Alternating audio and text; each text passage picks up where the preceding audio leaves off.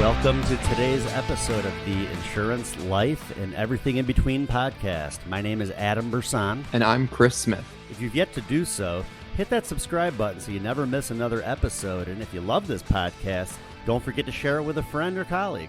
We greatly appreciate your help and support. Today's topic, we are going to review objections. This is one of those foundational topics that if you are actually serious about selling final expense, you're going to want to review, because today's the kind of topic that regardless of who you work with or work under or work for, it's going to help you make more money. I had a brief thought to share about today's topic in objections. And before we dive into the meat and potatoes of Adam's training, I think it's important to recognize when it comes to objections, one of the things that this industry has done horribly wrong for agents. There's a lot of things this industry has done horribly wrong to agents, but there isn't nearly enough time to discuss that. One of the things that this industry has done horribly wrong to agents is not helping them better understand the root causes of objections. The root causes of objections is, in many cases, the ability you have to understand where they come from and how to preempt them, how to story sell around them, how not to put yourself in that situation. The root causes of objections are what you need to know before you ever have to go against an objection that's laid on the table during the presentation. Here's an example of how I know the industry has done us so wrong in understanding objections, because I remember an IMO roadshow many years ago in Las Vegas. And during that roadshow, there was a good old objection battle on stage. Now, it looked cool. It's fun to participate in. It got the people engaged. Everybody was entertained, but it was really a facade. It was a facade for the fact that by the time you get hit with an objection and you want to get into an objection battle, you're way too late. Plain and simple. You are way too late in the conversation, and there's no way or very little way you're going to be able to win in that conversation. Now, we may go over what to say and how to overcome those objections, because once they're there, you're going to have to beat them back and win the sale. But wouldn't you rather get ahead of it? Objections are issues that you have to understand at the very root cause are things in the presentation you didn't deal with ahead of time. You didn't preempt. You didn't story sell. You didn't discuss questions you didn't answer. If you're caught in the middle of an objection, it's an issue you could have addressed 10, 15, or 20 minutes before. Remember, too, as we talk about objections in just a minute, there are, how do I say it? If you're hearing the same objection all the time, you're creating it. That's uncomfortable to hear. It's just like most of the issues we face in this business are you problems. If you are hearing the same objection over and over and over again, it's something you are doing. I remember years ago, this doesn't have a lot to do with objections, but when I would call the existing carrier to get policy information, I would constantly run into confrontation. And I called my original upline in the business, and I said to him, how am I constantly getting this level of issues over the phone? And he said, I've never had that before. And it's probably something that you're doing that's leading to that issue. So if you're constantly dealing with the same objections on a regular basis, it's probably something that you're creating and can preempt earlier in the presentation. Last thing I'll say, and then we're going to get to a little bit about Adam's week and then Adam's topic on objections. Oftentimes, objections are also buying questions that you're taking the wrong way. We get combative, we get confrontational, we go back and forth instead of just answering the question. Maybe that you're interpreting what they're saying as an objection because the industry has taught you, now it's time to go into a battle. But realistically, that innocent 74-year-old lady that just wants insurance is just asking a question. And if you simply answer the question and circle back into the close, you're going to continue forward. So keep that in mind this morning. Many times objections are simply buying questions that you're taking the wrong way. Many of the objections that you face that we're going to teach you how to overcome, you could have addressed earlier on in the presentation. Remember, if you have questions about how to get access to leads, how to sell Medicare in addition to final expense, we're happy to assist you with those programs as well. And 2 questions I want you to ask yourself in self-reflection. End of today, did you give it your all? And Saturday, Sunday, and over the weekend, how seriously are you taking this business? So, Adam, I'm excited to hear about how your week went. I know it was a challenge out there in the field, but I know you met that challenge and continue to put business on the board. And I'm excited afterwards as we transition at 9:25 to talk about objections, one of the first topics we ever did together. Do you remember that? It was on the screened-in porch in the summer, probably 2.5 years ago, on an old carrier of yours. We talked objections as one of the first topics we ever covered. Okay. Yeah. I don't think I remember that specifically because I know we've covered it probably a handful of times. But I mean, as time goes on, I think more and more objections arise that maybe we haven't thought of. And even so, I mean, I just think I don't know, maybe as time goes on, I think I adjust a little bit in how I handle things. So I think it's always good to kind of keep the topics fresh. And I think it's been a while since we've probably done this one, maybe 6 months or so. So yeah, I think it's good to just kind of give everybody a little bit of a refresher and do what we can to help everybody out there. Absolutely. Any thoughts on your week this week, practical and such, that you'd like to share with our listening audience before we get into today's training? This week, a lot of door knocking, a few appointments, and a little production, but not enough. I mean, that was just kind of how the week went, honestly. I had a few that were no shows. A lady that I talked to a few weeks ago that I thought for sure was going to be a sure sale. And then she was kind of in a hurry the day that I was there. And she really was. I mean, she had someone pulling into her driveway like to pick her up. And so wasn't able to get it done. And then, and then went back yesterday to get it done. Had a 9 o'clock appointment in the morning with her, and she either wasn't home or didn't answer the door. So to me, that just kind of shows the importance too of our topic today of creating urgency and just getting it done while you're there. Because, I mean, it happens, you know, I could go through my leads right now and just the number of people that I've talked to that I hadn't been able to close. And if I could have just converted even a quarter of those into sales, I mean, we're talking, I mean, you know how many leads I have. I mean, that would be a lot of additional business. So, I mean, I do my best when I'm out in the field to create that urgency. Sometimes, you know, we win some, we lose some, but we can always, I think everybody can get better at what they do. And that's why, that's why we do these trainings too, to help agents. But again, you know, me and you, we even kind of share ideas amongst the two of us. And I think we can learn, you know, we have learned a lot from each other. So, but yeah, that, you know, this week, yeah, it was all right. I think I only wrote like maybe just a little under 3,000 in premium. For me, that's a pretty poor week. For others, maybe that's a successful week, but I just need to be doing more than that. I didn't have new leads until Wednesday. And that was my own fault. I had other stuff I was kind of taking care of before I got to the new leads.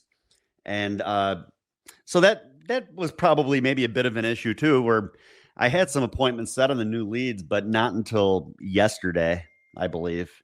And yesterday I only had maybe 1 or 2 appointments off of them. And like looking at my schedule from yesterday, the one appointment I had at 2:00 was one that the lady was 85 years old. I mean, this was like her last chance to be able to take out a policy. She couldn't really afford a whole lot. I went through the Aetna application and I tried to write her Aetna because their rates, for those of you who don't know, I mean, their rates at the older ages are really good. And a $5,000 policy on an 85-year-old female was like $67 a month, where everybody else, I think the next closest rate was like $75, $80 a month. So their rates are really good at the older ages. Kind of reminds me of Colombian before they were out of business. They had really good rates on the older ages. But So anyways, tried to write her the Aetna. We went through the whole thing, had her banking information and everything. And unfortunately, she got declined. I don't know what was in her medical history. Who knows? At the age of 85, you just never know. Sometimes there might even be memory medications that they forget to tell you about. How ironic. Yeah, definitely. But you wrote some Transamerica, you wrote some Baltimore Life. You had a mix of carriers this week. And as much as you love to stick with one, which I think is the best thing any agent or agency can do, is find that core company to build around, you have to manage your way through a couple different carriers this week. Were they underwriting situations, price busting, or what kind of led you down that path? Yeah, the Transamerica one, from what I remember, I know she was diabetic. I don't think that was the main reason. It might have been, I don't know. There was something that where it was a condition, I think, that a lot of companies would have put her modified. And the Transamerica, she was good to go on that. Might have been neuropathy, possibly. I can't remember for sure. She also she had a Direct Express card. So, There you go. her money was going out on the Direct Express. It still seemed like decent business, and I didn't want to pass it up. And I think that one was $71 a month, I believe. So Nice. it was a decent sale, and she was happy. And I also got a referral from her son, and his kids. He wants to get insured, so I'll be giving him a call probably Monday, and I'll work on putting something together for him for next week. So yeah, the Transamerica was just a good option in that scenario. The Baltimore Life was actually a rewrite. It was a client of mine that I wrote, I think back in maybe like November. And she called me the other day. She said, I got this bill in the mail for like $200 something a month. And my premium is only $67 a month. What's the deal? And I'm like, I don't know. I'm not really sure, but I'm going to be in that area tomorrow. So how about I just come by and I'll go over it with you? And I kind of had a feeling that it must have been a bank draft issue where her payments hadn't gone through. And evidently, I must have missed the email. They must have sent me an email about an NSF or something. Her policy, I don't think ever really went into force because she took it out in November and she basically owed like 4 months premium. So I'm thinking that it must have just maybe the first draft NSF and then they just took it off the bank draft or something. So, and she wasn't aware of that. Yeah. So I ended up just rewriting it because, I mean, she didn't have an extra $230 laying around. So, and her health hadn't changed. It was a fairly new premium or a fairly new policy. So we just rewrote it. One thing that's nice with their e-app is that they store all of the previous e-apps. Like I can go back. I don't know if it's like a time thing. I don't know how long back that you can go back, but I mean, I can go back to the e-app from 3-4 months ago and all the information's right there. So, made it real easy to just kind of copy everything over and not having to like re-ask her. I mean, I have the information anyways, probably somewhere on my phone, but, I didn't have to re-ask her birthday and her social and what state she was born in and all that stuff. So, so yeah, made it easy. I was able to get it done. Yeah. One of the things that I think is important, it's one of those like little micro tips that I think we could share with the group before we tackle objections in just 3 minutes, is that I don't ever like to ask a client a question I can already have the answer to, either because they told me already and I wrote it down, it's on their old policy so I can read it, or I have it saved because it's an existing client. I always try to seem a little bit more professional and not ask the same thing over and over and over and over again, because I would hate to be in that position. Like, how many times is this guy going to ask me my birth date? I already told him. Why doesn't he pay attention to what I'm trying to do here? So I think it's valuable that you recognize that in Baltimore Life's portal for the I Provide product, all those applications are already there. It provides instant decision. It pays quick. And maybe it doesn't give us the best notifications when something falls off the books, but it was great that you took that call and went back there and rewrote the business. Because I think some agents would never answer the phone, never listen to the voicemail, or just say to themselves, man, screw it. I'm not going back to that lady. She's no good anyway. But we forget that these people aren't all that reliable. They're not all that responsible. They don't mean to lapse things, but they've never been good at stuff anyway. So why are we expecting something different? I just like to go back there and fix it just like you did as well. Yeah, and that was Was there any am? That was actually a bank draft. It wasn't. It was more of the draft date issue. We thought that we needed to set it for the second Wednesday, but then yesterday she told me that actually we needed to set it for the first. So that was the issue. By the time the second Wednesday came around, that money had already been spent. So we set up the new policy for the first of the month, and I think we should be good. So yeah, it's one of the that was it. No American Amicable business this week. No, at least not yet. So yeah, primarily just those 3 apps is pretty much all I had this week. Like I said, not a great week, but hey, you know what? Can bounce back next week. Absolutely. I think it's safe to say those 2 questions that we asked in the open today, he answered for you, that he gave it his all. And sometimes it doesn't always work out the way we wanted to, but just because it doesn't work out the way we wanted to 1 week at a time, you don't pull the plug on it. And I think it's safe to say, as you heard him talk about his investment and his activity in the business, that he takes this business pretty seriously. So we're going to talk a little bit about handling objections and creating urgency in the presentation. When we talk about creating urgency in the presentation, it's also incredibly important to remember one thing. The people you talk to are professional procrastinators. They've been waiting and pushing things off forever. And if you're not creating enough urgency in the presentation, that is likely why you're not closing enough business. So keep that in mind today as we talk about objections, that urgency has a huge thing to do with what we do. I know some of the objections that sometimes people face. We have to remember an important truth about objections as well, that you cannot overcome a smokescreen. If what they're saying isn't really the truth and it's a smokescreen at its core, you can't overcome a smokescreen. Adam, I got you back live, clear and ready to go. Hopefully you can hear me and we can jump into this together. What got me thinking about this, Chris, was I think I told you actually a few weeks ago, 2 or 3 weeks ago, I can't remember exactly. The days kind of gel together. I had to do a ethics course. It's like the continuing education, where every 2 years I have to do continuing education to renew my resident license.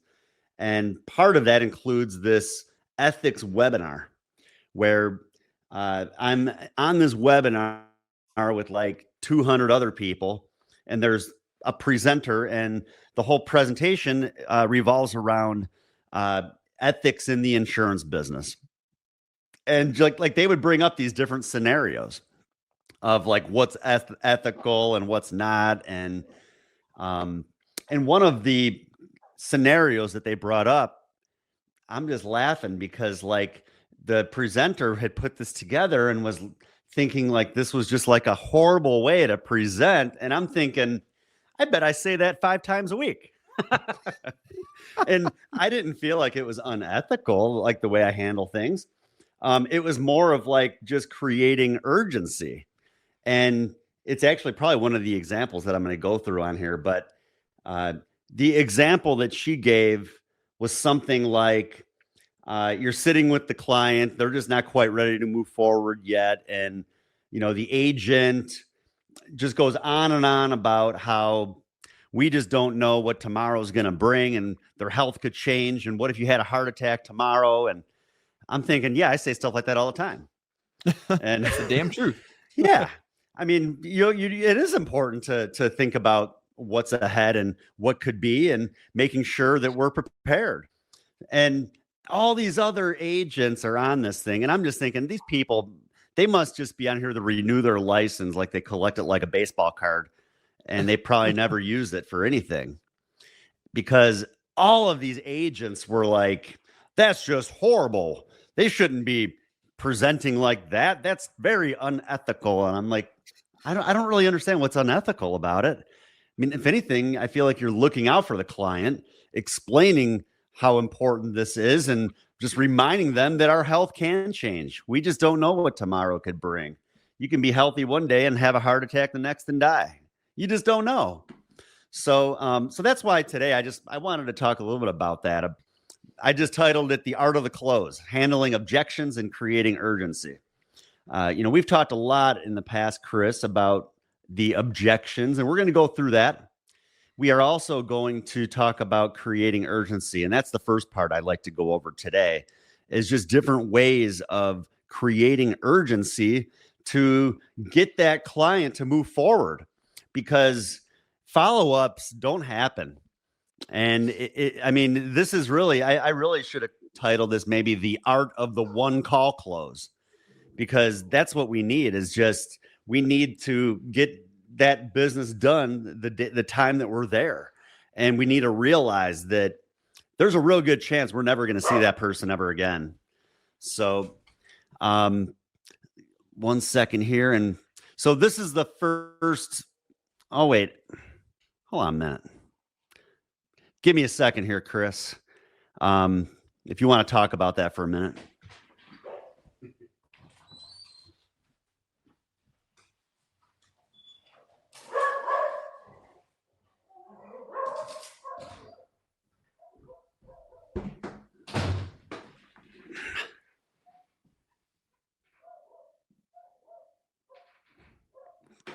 Chris, you're muted.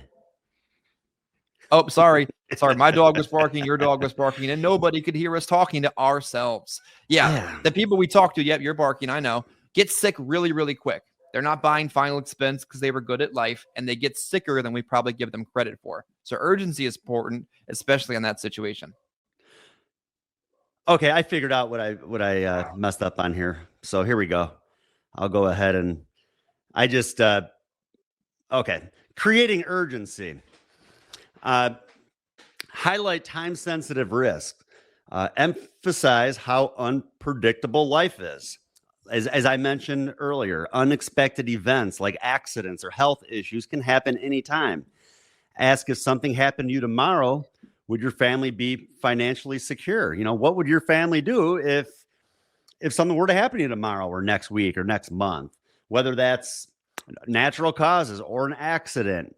And you just never know. I mean, you know, these are just sort of things that, again, we need to kind of create that urgency and just remind people, like, we just don't know what tomorrow is going to bring.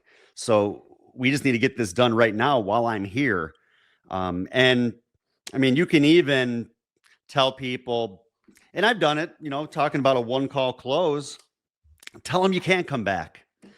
Tell them that, I mean, you know, you are only allowed one visit. If you can't get it done right now, you're just not going to be able to help them.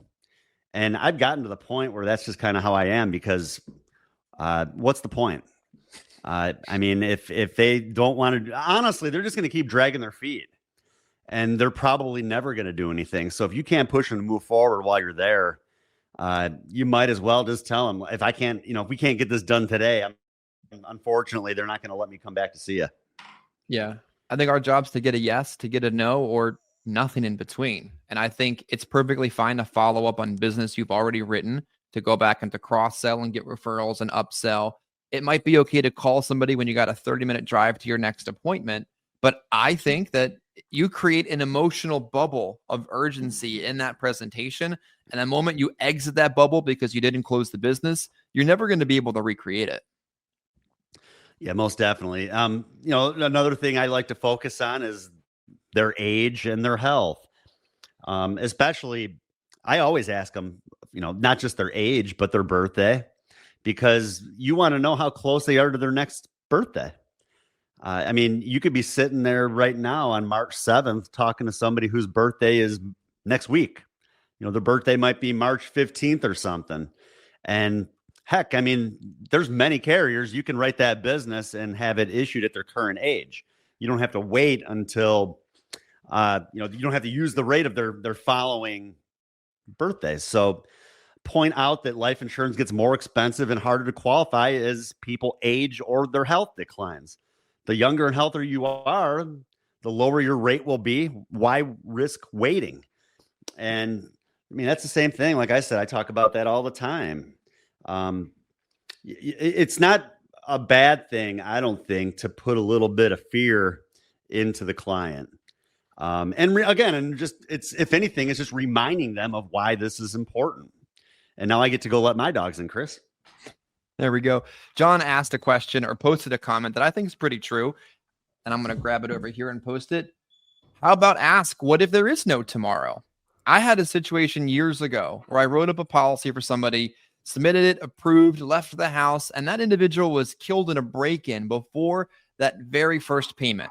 I had it happen other times before where clients had gotten a policy and the first draft didn't go through because they died before it ever happened. There may not be a tomorrow, and that's a great point, John. So don't be afraid to ask those questions or post your comments below. Next slide here. Personalize the stakes. You got to tailor the presentation to the person you're talking to and the beneficiary that would be receiving the insurance. Tailor your pitch to their situation. Who would be held accountable to pay for your funeral if you didn't have any insurance? Adam, back to you. Yeah, like I said, do you really want to put that on them? Let's get you protected today. Who's going to be the one that's going to have to handle your funeral? And to me, it's almost like I've even told people, like, it's a pretty selfish attitude to have if you just want to put that on your family and that you don't really care. And if someone has that attitude, I probably don't want to work with them. I think that, this is something that they're doing for their family. They need to realize that they need this to protect their family. And, I always even say, it's hard enough to lose somebody, but it's even harder when you lose somebody and then you're held accountable for having to figure out how to come up with thousands of dollars to cover a funeral. And I've even had my clients say, they always say, yeah, I don't want to have to cry twice. And that's basically what happens. So yeah, who would be held accountable to have to pay for your funeral? Do you really want to put that on them? Like, is that how you want to be remembered? I've even said that, is that how you want to be remembered? Like, do you want to be remembered as the person in the family that died that stuck their family with a $15,000 funeral bill? You really want to be that person? Is that your legacy? And it hits home really with the clients because they've been through it and they've seen that side of it, and they've had to pitch in for people's funerals in the past. So do you really want to be that sort of person, or do you want to be the one who did the right thing and took care of things for their family? Let's see. Leverage current events. Tie in real world examples. Did you hear about that shooting on the expressway last week? That happens out by me a lot in Chicago. I actually met with a guy about 6 months ago. He had lost his eye while he was driving home on the expressway. Bullet went right through the window, hit him in the face. And it wasn't even intended for him. So, I mean, you could be anywhere, wrong time, wrong place, wrong time. And I've done that for years, just used real life examples, just current events, even, local events, things that had happened, different shootings in some of the areas. Unfortunately, sometimes we don't work the nicest side of town. And unfortunately, sometimes those sort of things happen. There's shootings, there's violence. They've experienced it. I wrote a policy on it. It was horrible. I mean, I wrote a policy, the lady that I wrote the Transamerica policy on the other day. I asked her what got her thinking about this. And she told me 2 of my children were murdered over the last 5 years. And she's sitting there crying. Like, that's so horrible. Like, I couldn't imagine losing one of my kids. And especially in that sort of tragic way of losing them. So terrible. I didn't even have to use an example there. She knew. And yeah, her son was murdered. He didn't have any life insurance. So then the whole family was put in that predicament of having to collect money to cover those expenses. But that's the thing about this, though, is that when you ask the right questions, this sells itself. It reminds them of why this is so important. It reminds them of those unfortunate events that they've experienced in the past. That and like I said, this lady that I helped the other day, she didn't want to put her family in that sort of predicament. It was hard enough when she lost her kids. And just horrible. I actually came home and I was Googling and reading about some of these stories. Crazy. But yeah, you just never know what you're going to run into. But I'm just glad that with what we do, that we can help people and put them in the right situation. Like I said, Adam, so they don't have to deal with that in the future. Their family wouldn't have to. yeah. Have you ever noticed on the Facebook leads that, especially when you're working them right away, I don't like to ask this question on direct mail because I don't like the way that it goes. But when someone filled out a Facebook lead the day before or the weekend before or the night before, sometimes I'll just straight up ask them, Adam, what happened? Like, you filled this out yesterday night. Something was going on. You were scrolling the pages, clicking on ads. Just being honest with you, I don't normally ask this to folks, but what happened? And sometimes I get some real and raw answers when those leads were filled out so quickly. So as much as I don't like that question in direct mail, have you ever just straight up asked somebody off a Facebook lead, what just happened? Yeah. Well, I mean, the first question in my presentation is always, what was it that got you thinking about this? I mean, had you experienced a funeral? So, I mean, yeah, regardless of whether it's direct mail or Facebook, I'm usually asking that question. The way you're asking does kind of seem maybe a little bit more upfront with focusing on just right now, which, yeah, maybe there was something that just happened that made them realize I need to fill this form out and see what I can do. So, no, I think it's important. Okay. I think it's important to put the person in the right mindset of reminding them of why this is so important. And that's a question that does that. What happened? Or, why had you experienced a funeral lately? What was it that got you thinking about this? There had to be something. I mean, when you're filling out something that talks about funerals, unless you just want the free Walmart card, there's got to be a reason that you sent it in. So, like I said, I know because I've seen some of the other presentations and we've talked about that where these agents talk about, there's got to be like 3 or 4 different reasons why you mailed this in. And to me, I don't believe in that. I believe that it all comes back to they probably experienced it at some point in their life where someone passed away, they weren't prepared, and the whole family had to pitch in to pay for it. So that's my whole mindset and mentality while I'm sitting there is that's what I want to figure out. Who died and how were you affected and what can we do to make sure your family's not going to have to worry about that in the future? Create a sense of loss. Explain what they stand to lose by delaying. Peace of mind, lower premiums, guaranteed coverage. If you wait, you might not qualify for this level of protection. And that's something too. I mean, talk about that all the time, and one of the next slides here, I think kind of goes into like some examples, but yeah, just talking about, why delay. Everybody tells me how much better they feel after they move forward with it, but why delay? Kind of going back to we don't know what tomorrow brings. I just talk about that so much in my presentation, creating that urgency. So, why wait? What you can get right now, we don't know if you can get it tomorrow. I mean, right now, I know that I can cover you from the very first day. I can't guarantee I could come back tomorrow and say the same thing. You really don't. You just don't know. So that's why, again, focus on getting them covered while you're there because we don't know what tomorrow is going to bring. And like I said, more than likely, you leave that house and you're probably never going to see them ever again. No. And it's such a true fact, too. You could really be in somebody's home this afternoon with a product that is off the market at the close of business today. I've had it happen several times over the last 10 years. Adam, you've witnessed it as well. And if someone's watching this and hasn't experienced that yet, just because a person didn't get sicker doesn't mean the product that they were the best fit for is going to be there come Monday morning. Rates can change, products can be pulled, underwriting can change on a dime. You have to really understand that this is a truth of the business. Yeah, that's true. Yeah, that's the other side of it. Yeah, you're right. Companies change, their rates change, their underwriting changes. They get shut down. Little things. Yeah, you're right. I mean, heck, that happened quite a few companies last year. You just never know. Offer a quick process. Remove procrastination by emphasizing how fast and easy it is to get started. It'll only take 5 minutes to see if you qualify. Let's just get this done now so you don't have to worry about it anymore. And that's probably what I should have done or push a little bit harder on the lady that told me she wanted to take out a $20,000 policy that was $140 a month, and I couldn't close it until I went back yesterday and she wasn't home.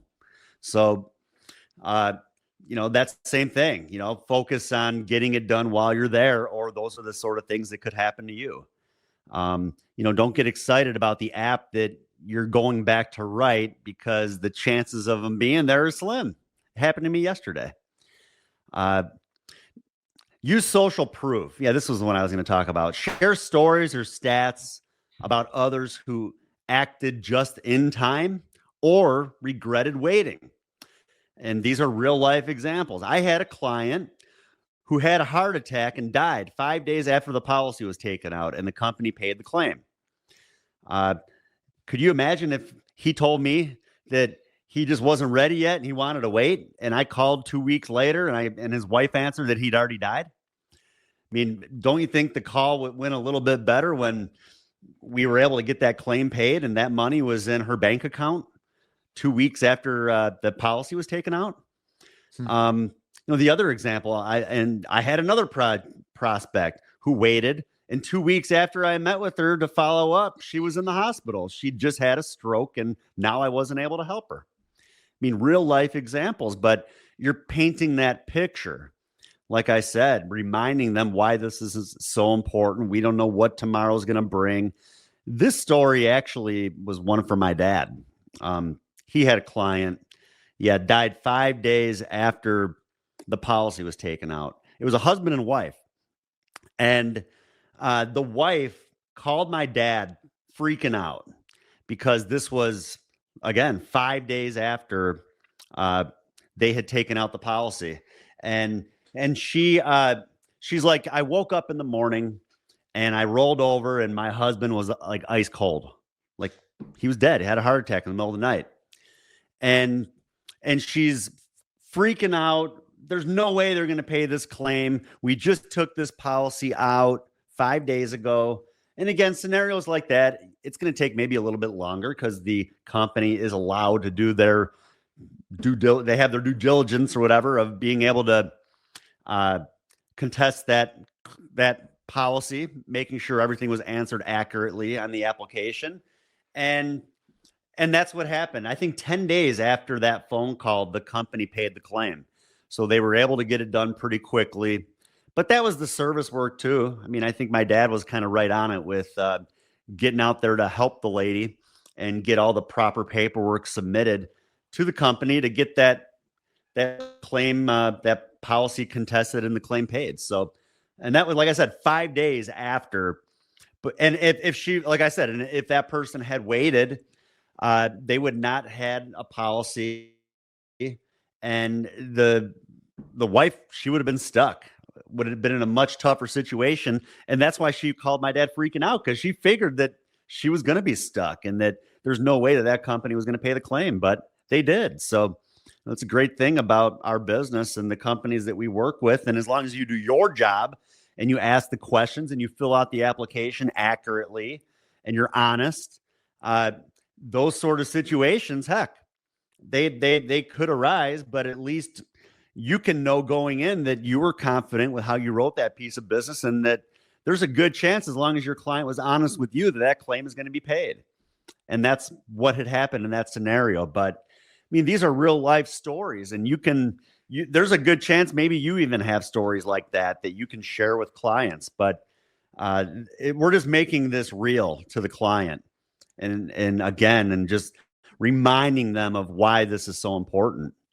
And so, like I said, the person that waits, that happens. And this is just one example. I've had many examples of that happening where the person waits. I call a few weeks later and they experience some sort of health event. I could have got them first day coverage. Now they're going to be modified because they were hesitant with moving forward. So yeah, you're not doing your job if you can't push that person to move forward, honestly. And it happens to all of us. I can go back to the car and, say, I did everything I could to help that person, but maybe I didn't. Because if I would have done everything, maybe they would have moved forward and gotten protected, something that I know that they need. They're hesitant in moving forward. I need to do a better job. So objections, we can kind of try to run through these quickly. I'm not sure where Chris went, but that's okay. First objection, pretty common objection that we run into quite often in the home. I just don't think I can afford it. Everything sounds good. I just don't think I can afford anything. My way of handling that objection is by nipping it before it even becomes a thing. What I mean, I ask about affordability before I even put quotes together. So, Mrs. Jones, affordability is important. We want to make sure you can always handle paying this. Would $70 to $80 a month be affordable, or would that be outrageous? That would just be a little bit too high. How about 60 to 70? I still don't think I could handle that. How about 50 to 60? How about 40 to 50? Yeah, I think I could probably handle something between 40 and 50 a month. So then when I get to the end of the presentation, I put those quotes together, and then she comes back and says, I just don't think I can afford it. What do you mean, Mrs. Jones? I just asked you what you can afford. You told me you can handle $40 to $50 a month. So what do you mean you can't afford it now? I mean, that's how I handle it. Usually this objection doesn't come up because I asked the question. I like to handle objections before they arise by asking those sort of questions throughout the presentation.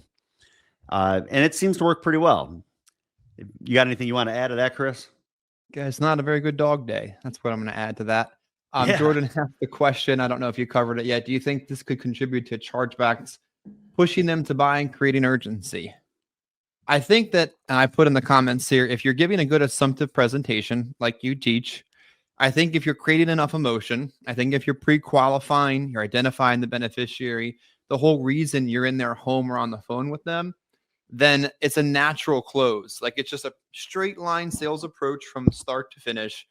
And I've had plenty of assumptive closes like that. I think you're more likely to deal with chargebacks if you left all these landmine objections throughout the course of the presentation. And now at the end, they're hitting you with all this crap. And now you're trying to battle back and dig your way through this presentation when it's in many cases already lost. So I think chargebacks are from the free look close, from gathering bad information, from pushing them into situations they shouldn't be in, from selling just because it's a higher comp instead of a better product. I think those are all contributing factors to chargebacks, but the natural flowing presentation just kind of takes people where they want to go anyway. Yeah, I think that if you create urgency the right way, you're not going to have to worry about that. Because the way I create urgency, I don't feel like I'm leaving the house and that person feels like they just got sold.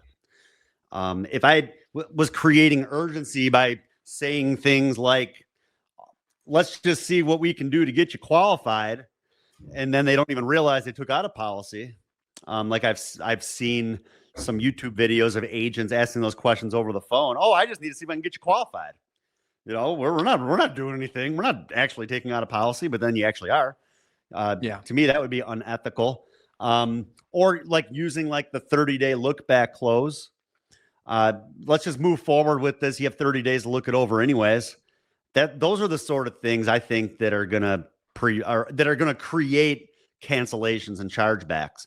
But if you are asking the right questions that create urgency, that, as I mentioned earlier, just kind of maybe hit home with the client, and I don't think that that's going to be enough for them to want to cancel it next month. If anything, you're helping them move forward, and it's more of going to be that emotional purchase. You're reminding them of why this is so important and reminding them of why it's so important to move forward now. So, I don't think it's going to lead to chargebacks. My persistency, especially with like the main carrier I write with, hangs around 90%, and this is how I present. So, I don't see it. I don't see it as an issue. Yeah, I heard Nick say last week on an episode, or the week before, sorry, that we filmed together, that I think that a lot of the reasons the industry is dealing with persistency e-application era, you lose a lot of the tangibility that comes from signing a paper application 3, 4, 6, 9 times. You lose the tangibility of handing a voided check and literally taping it to the application. You lose a lot of the tangibility that came in the first 100 years of insurance sales. So you have to create tangibility in what Adam is describing. And most importantly, by not saying things that makes it seem like it wasn't ever happening in the first place. Yeah, most definitely. So let's see, what can we move to here next? Can you come back? Like, no, I'm here now. I'm only allowed one visit.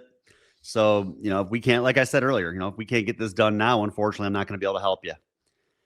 And just kind of move forward from there. I don't remember filling anything out. Are you on any memory meds?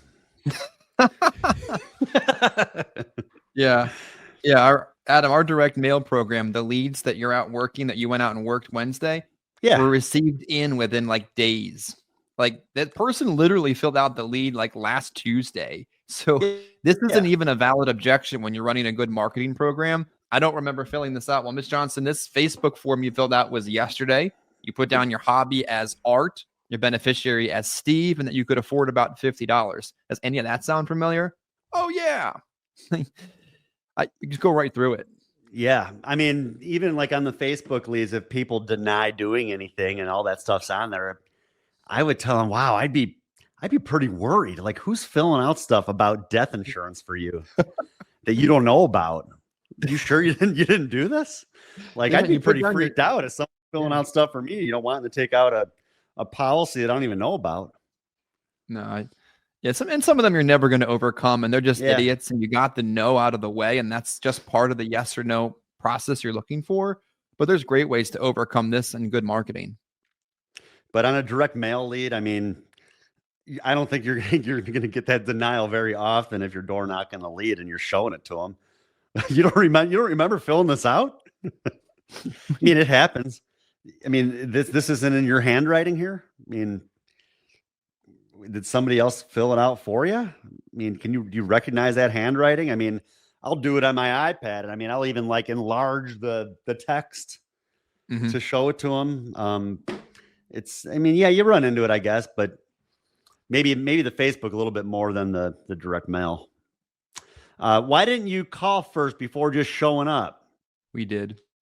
I did. I called a number of times, but I just understand these days people are so bombarded with phone calls, and if you don't recognize a number, you don't pick up.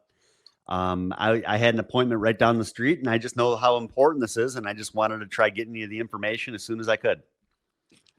Perfect. And that's it. I was just wondering what this was about. Well, great. That's why I'm here. That's why I'm here, to go over this with you, tell you a little bit about how it works, and to see what we can do to help you. I mean, like I said, I don't know. Do people really have trouble with some of these objections, Chris? I mean, maybe in the very beginning, maybe until you've gotten through 100 presentations, maybe if you're not giving yourself enough activity. Like I said in my portion of today's conversation, I think people aren't taking the business seriously enough to have learned the skills to overcome some of this in many cases. And the first time you hear it, you're like, well, I don't know what to say. But if you do it over and over and over again, you know exactly how to handle these. There's only so many things they're going to say. How much longer is this training going to take? I have to go. No, that's not what it says. I know you're ready to go, Chris. No, sorry. These dogs are going crazy today. How much longer is it going to take? Well, I think it's important to understand the psychology of this one. If you're talking about nothing and you're boring them, maybe that's a valid comment that they're making. How much longer is this going to take? If they're just saying it, blow it off. I don't know, 5 to 10 minutes at most, depending on how many questions you have, and continue forward with what you're trying to say. If you fall into the hole they're trying to create for you in the presentation, and you keep digging that hole deeper by answering it too long, you're never going to overcome something you could have just jumped right over. Yeah. I mean, sometimes, like I said, sometimes I can tell, like if they actually are in a hurry, I feel like I'm probably wasting my time. If they're sitting there and I see like their foot moving real fast, like maybe they actually do have somewhere to go. Sometimes they're just trying to get you out of there maybe, but I don't know. I can usually tell the difference if they're just trying to get me out of there, or if they're actually in a hurry. If they've got their keys in their hand when I show up at the house and like they're 1 foot out the door, it might not be the best time to try to talk them into sitting down to go over it. Mhm. Because I don't want to have to rush either. I don't want to have to rush through something that's important. If they can't really give me their undivided attention, I'm probably just wasting my time. Mhm. So, I think maybe that's a judgment call there with, should I move forward with continuing, or should I maybe just set up another time to go over this? I got another one. Yeah. I'll give you the short version, and we won't take too much time, but I do need to go over it with you. You're not going to give them the short version of anything. You're going to do your job. And I think it's most important that you just don't let them rush you through the process. If you're not going to be able to do it, throw out the lead and go to the next person. But if you're going to go through with it the proper way. I think a lot of new agents might struggle because they think this person actually has to go when they don't. Then all of a sudden they give a half-hearted crap presentation and they've wasted their time. These people really don't have anywhere to go most of the time. Yeah. They really aren't busy. They don't have other things they need to do. And when they do, half the time they show up late or never there in the first place. Like, why do you think people no-show your appointment? It's not just you. They no-show every appointment in their life. So maybe they do have somewhere to go, but you're there now to do your job.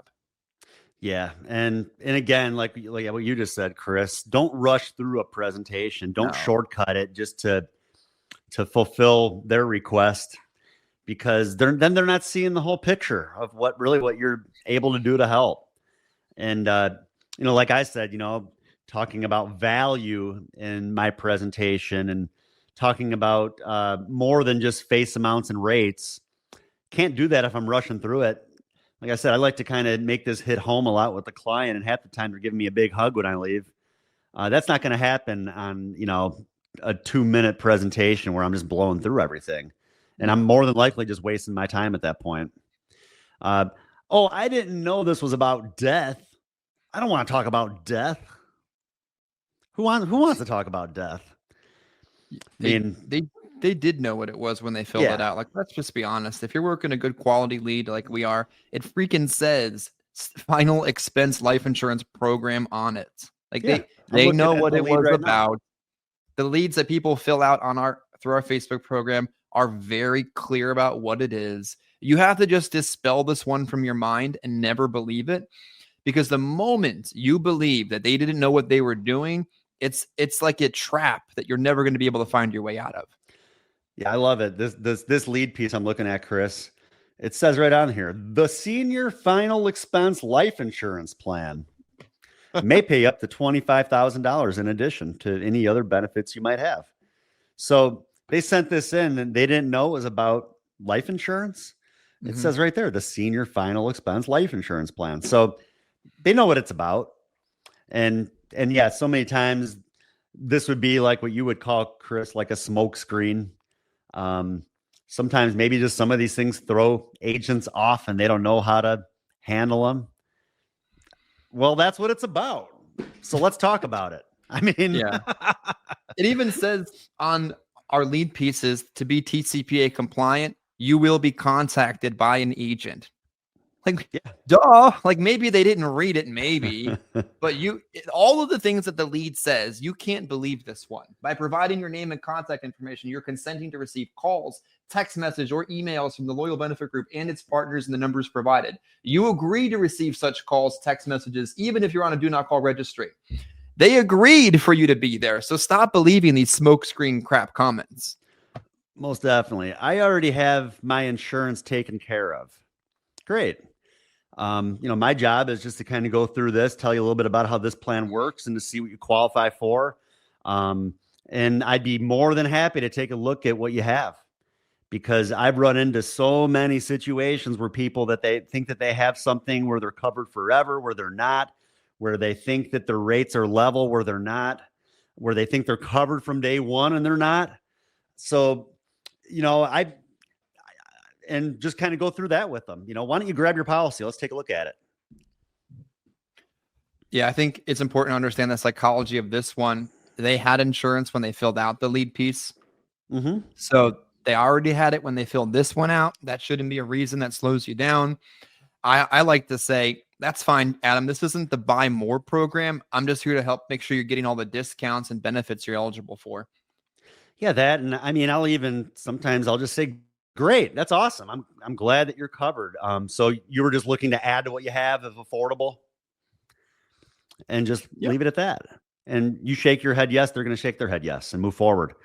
But I do want them to try to get their policies out because I run into it all the time. Half these policies aren't worth the paper they're printed on, and I think a lot of people don't realize that. Or the agent wrote a policy that they had no business writing on the person. You sit with somebody that's hooked up to an oxygen tank, and you're going through the application, and like every single question's answered no. Well, I'm going to make sure I can put them in a proper plan that will actually pay out when they pass away, and it's not just going to be rescinded when they, if God forbid something were to happen anytime soon. Yeah, I had one this week. The lady was fine, didn't need any help, but her husband had a UL that had collapsed. He already had insurance when I got there, but if I didn't continue on with the presentation, do a good policy discovery, and present him a solution, I would have been negligent in falling for that smokescreen and not helping him. Oh, yeah. Yeah, I had a guy too. The one I run into a lot, Chris, is I'm trying to remember who it's with. The two I run into a lot are the Globe policy that every 5 years the rates go up and you turn 90 and they cancel you. And then the other one is, I think it's the New York Life one. Same thing. Except when you turn 80, they cancel you. And I was sitting with a guy. Yeah, that objection. I already have insurance. Great. Grab your policy. Let's take a look at it. And I mean, most people are under the assumption that they have what our clients are looking for is a whole life policy. They want a permanent plan. And a lot of times they're under that assumption that that's what they have. This guy pulls out his policy and I show it to him, showing him the rates, and they break it down like on the policy summary by annual premium. So I'll look up, every year it'll show what that premium is going to be. And I'll show him, look, in 5 years, this is what your premium is going to be. In another 5 years, this is what your premium is going to be. And this guy had a $14,000 policy. By the time he made it to 80 years old, he would have paid in over $14,000 on that policy, and then he was going to get canceled. So it's like, why have something like that when you can have something that's permanent? Even if you got to pay a little bit more right now, that rate's locked in. It's never going to change, and it's going to be there forever.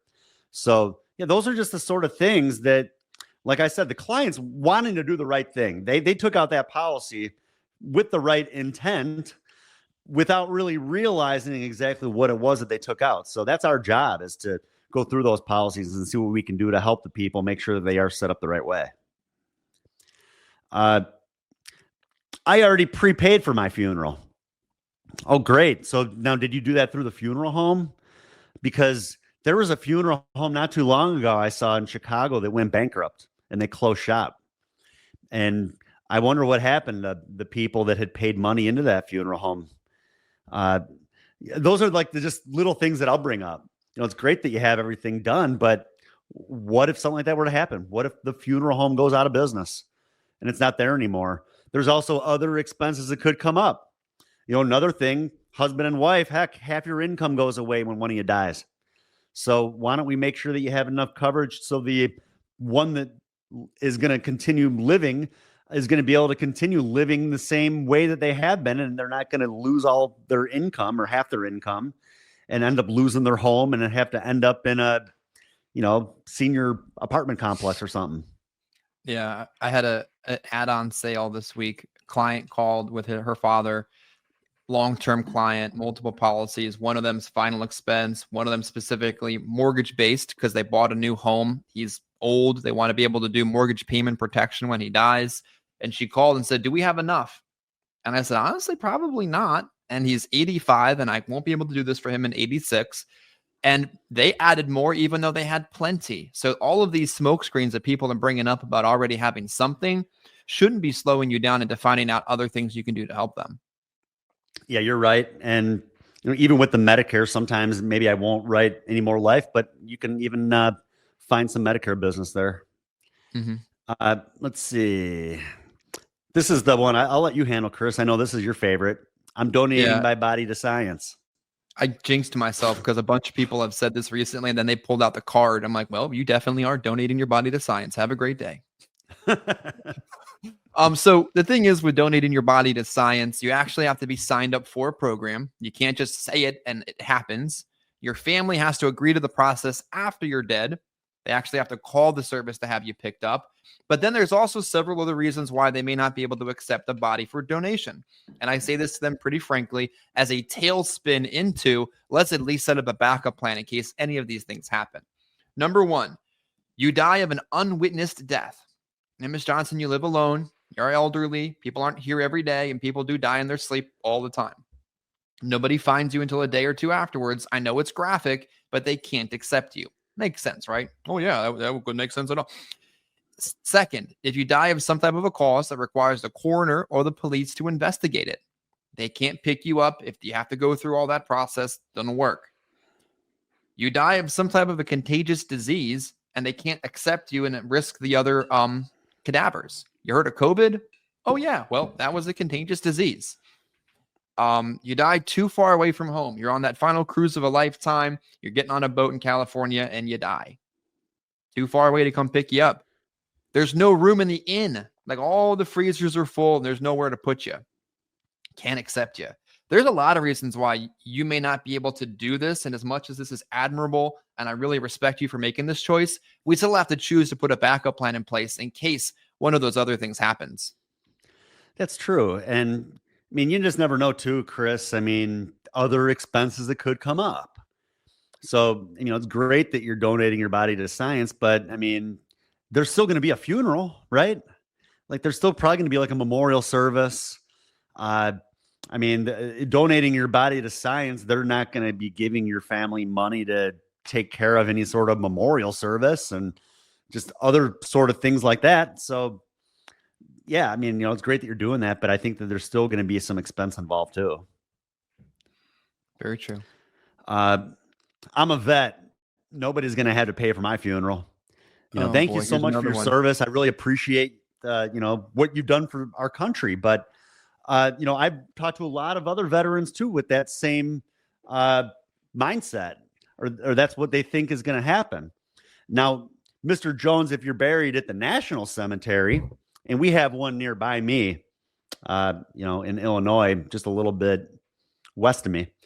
If you're buried at the National Cemetery, Abraham Lincoln is what it's called out here. If you're buried at Abraham Lincoln, they'll cover your burial, but they're not covering your funeral home expenses. They're not paying for the casket. They're not paying for the preparation, any of those other things. The burial stuff, yeah, that's taken care of. So that's awesome. That will save you some money, but there's still the expense there. And Social Security too. I mean, they don't do much to help veterans, a little bit more than the typical 255. I think it's a little over 400. And they will give your family a American flag and a memorial headstone if you're buried at another cemetery. So if you don't want to be buried at the National Cemetery, you go to another cemetery, you get the memorial headstone. They don't even pay for the installation of that stone.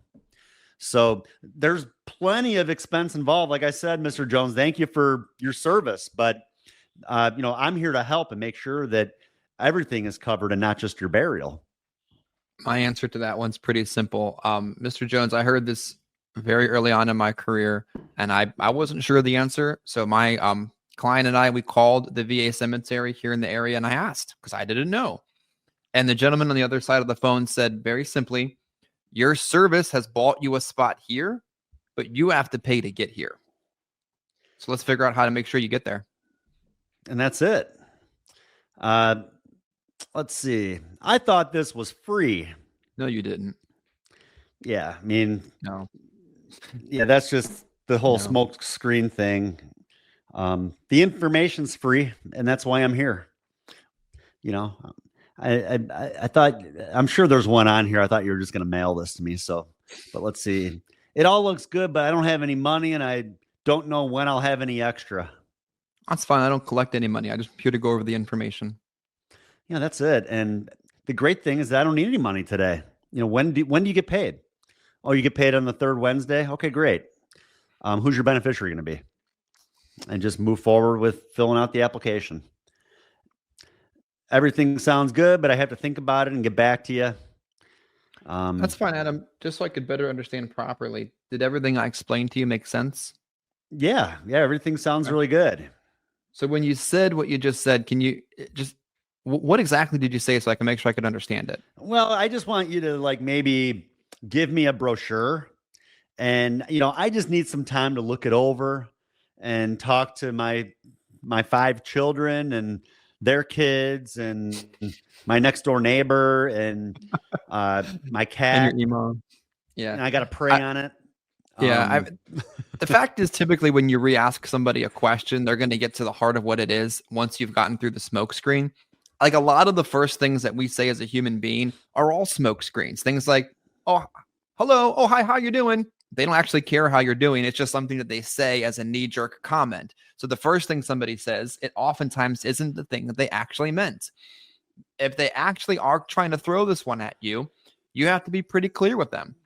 Do you understand it? Yes. If you do understand it, then Adam, pretty simply, that means one of two different things. Either what I'm showing you is too expensive and we'll pick out something smaller, or you don't trust me, or maybe you don't think you need this. Which one of those do you think it is? I just don't know if I trust you. Oh, that's fine. It appears I didn't do a very good job today, so best of luck to you. Got to the heart of it. Yeah, that's it. Move on to the next. I don't do anything without talking to my daughter first. Did you talk to your daughter when you paid the rent this month? Yeah, no, I didn't. Okay, and that's fine. I understand some of the things you may talk to her about, but this is a decision that you make. And like Adam, you say all the time, our parents don't call us to make their day-to-day decisions or any of that kind of stuff. So we know it's not true. Yeah, and again, like I said, I like to bring this stuff up before the fact. That's something in my presentation I bring up. Like when I present like the memorial guide, we're going to be providing you one of these memorial guides to leave to your children. So then they have a good idea of how you want things done. I always say, so many times people I talk to, they tell me that they want to talk to their kids about this, and their kids, they don't want to even hear about it. They want to avoid the topic. They don't want to hear about the fact that mom's not going to be here someday. And they always talk them out of moving forward with doing anything. And, this is like the last gift that you're leaving your children. This is the gift that's going to help your children in the time of need. You don't want them turning away a gift that is going to help them when they need that help the most. So let's just move forward with this now, because that they're not going to be upset when that time comes that you did it. And then if anything, once everything is settled and you get your policy, if you want to let them know about it, great. And I bring that up even before they throw it at me. And I think that really helps, because then when they do bring it up, remember what we were talking about earlier, and you agreed? You agreed with me that, why would you want your kids to talk you out of this? And yeah, that seems to work pretty well. Like I said, bring the stuff up before they can bring it up. And I think it's a great way to overcome it before they have a chance to present it as an objection. I think we only got maybe one or two more. Let's see. I have to talk to my husband. He makes the financial decisions. Well, if it's a husband and wife, you made the mistake of presenting without the husband being there. Unless when you walked in, you said, now, is this just for you, or is this just for you? Is this for you or anybody else?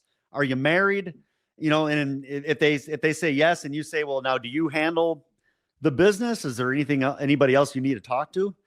If they tell you no, well, then, if they brought this up at the end, I'd say, well, how come at the beginning when I got here, you said it wasn't an issue and that you handle your own business?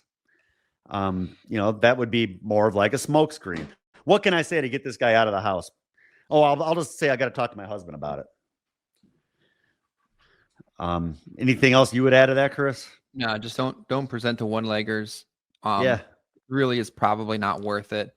And if they contract up front that they don't need the other person, then they pulled it back out underneath you at the end, leave. Yeah. What I think the bigger challenge people face is when there's one person that wants to sit down with you and one person that's, middling around. I'll just simply say, Adam, can you go ahead and invite your wife down to the party? I want to make sure that I don't have to repeat the same thing twice. They don't miss anything. They don't feel left out. Go ahead and grab them for me while I'm writing something up. Yeah, there you go. I don't want anybody getting into my bank account for anything. I mentioned that a few weeks ago. I ran into that. And this is really not much of an issue anymore. I'd say, I mean, I write a lot of business, and that was the first time 2 weeks ago that I had run into that in probably a year. Like, it's usually not even an issue anymore. People understand how business works. Most of their bills are paid that way. And if they have issues with it, honestly, if you push too hard, you might be just setting yourself up for a lapse. Yeah. So, I paint the picture. I talk about how if they got sick or something, if they ended up in the hospital and no one's thinking about their business, there's a good chance that they'd lose it if it wasn't automatically being paid for them. But like I said, most of the time it's not even an issue anymore. Do you ever run into that, Chris? Because I rarely run into it anymore.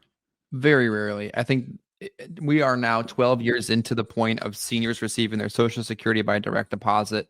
I've ran into more people that are getting paper checks because they haven't given out new bank information. There's nothing I can do there either. But you either just aren't building enough trust, you're not explaining the process, you're asking for the information weirdly. Oh, what's your bank account? What? That's weird. Like, Adam, go ahead and grab your information from, you said it was TD Bank, right? While I finish this up. Just go ask. It's part of the process. Like, if they really challenge you on it, get real with them. Well, Adam, how do you pay for your Cricket phone? Yeah. The same way, right? How do you receive your direct deposit? How do you pay your rent? Sir, it's all the same thing. So go ahead and grab that from me so we can get this done. Or tell them no. Like, it doesn't work another way. If this is the insurance that you'd like to set up, this is how I'm required to set it up. Sometimes you just have to tell people no, and then they realize you're in control and can continue with your job. Yeah, that's it. I mean, if they tell you that they just can't find their bank information, I mean, because you'll run into that. Oh, I just don't know where it's at. Like, most people have an app on their phone for their banking these days. Most people look up their banking every day. They're looking at their account and stuff. I'll ask them, do you do mobile banking? Let's get on the app on your phone. Most of those apps you can figure it out. I've even Googled it, how to locate Chase bank account in mobile app. You'll find the instructions on how to find it and go through it. So there's ways of finding the information if you hunt a little bit. So, because sometimes maybe that's the case too. Maybe it's not, they don't want you to get into the bank. Maybe they really don't have the information on them, or they can't locate it. But yeah, the mobile banking, I've gotten in the car and driven people to the bank if I need to, and that works too. So that's about all for today. Thanks again for hopping on. You can go to adambrsan.com for more information, or the YouTube Adam Brsan channel, and also the Insurance Life and Everything in Between channel. Of course, our podcast that we have new episodes every week, along with lots of good content. And like I said, we're just here to help and do what we can to help agents in the industry, regardless of whether you're with us or not. I mean, I think that we do what we can to provide content and information from our own experiences, not just somebody that's sitting behind a desk that's never sold a policy in their life. I mean, we are people that, continue every day, maybe not every day, but at least a few times a week, we're out in the field and doing what we can to help people and keeping up with the business and keeping up with the trends in the industry. So feel free to reach out to us if you need anything. Have a great weekend, and look forward to seeing you again next Friday. Take care. Thanks. And this concludes another episode of the Insurance Life and Everything in Between podcast. If you like what you heard, don't forget to subscribe, share with a friend or colleague. And if you have any comments or suggestions for future episodes, please leave those too. Any input is greatly appreciated. Thank you.